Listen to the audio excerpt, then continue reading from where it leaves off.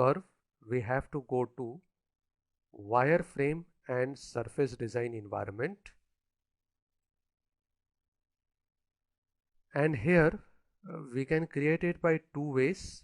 Either we can go to wireframe toolbar and select spline option, or we can go to insert wireframe and then spline option. Now we will select the 3 points 1, 2 and 3. Now in this condition, if you take a look at the shape of this particular profile, in the top view it is coming quite linear, but in our drawing it's quite curved.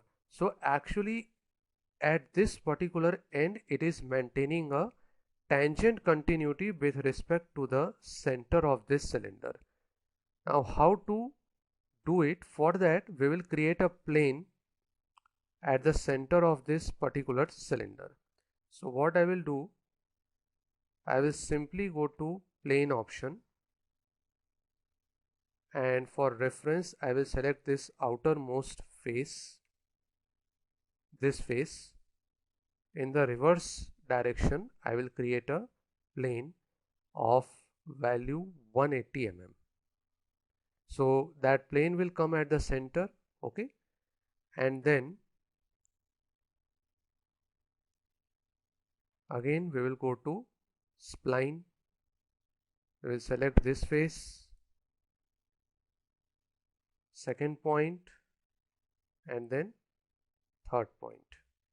Now again in third point we have to give a tangency condition. So here directly in the right side you have to click and then select the plane or face from which you want to maintain the tangency.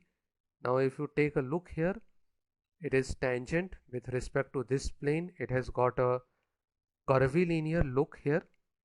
Again we have to select another tangent for the first point.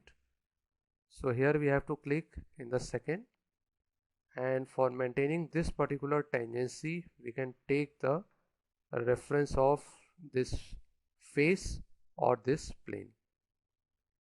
So now it is getting twisted, so what we can do, we can just reverse the tangent. In this manner we can also adjust the orientation of the spline with respect to the tangent planes. So here you can see we have got this three-dimensional spline. It is in front view representing a separate shape, and in top view it is representing a different shape. Now finally, in order to convert this geometry into a solid, we will use the sweep command. So here we have rip tool. In rip tool we have to first select a profile. So profile will be the 16 diameter circle. So here I will select this circle, or for center curve I will select this curve and then OK. So in this manner we have got the final output. So this is the method to create such kind of designs in an easy manner. Finally we have to add a fillet here. So its radius is not mentioned here, but it is actually 10 mm. So I will go to fillet, then I will select this edge and then I will input the radius of 10 mm. Sorry, so this radius is quite large. I will reduce the value of 2 mm like this. So now our design is finished. So this is the end of the session. Hope you have understood the methods to create the complicated parts by interpreting the drawings and by using various tools of the software. So thank you for listening. If you find this video informative and useful to you, Please like it, subscribe it and share it. Thank you.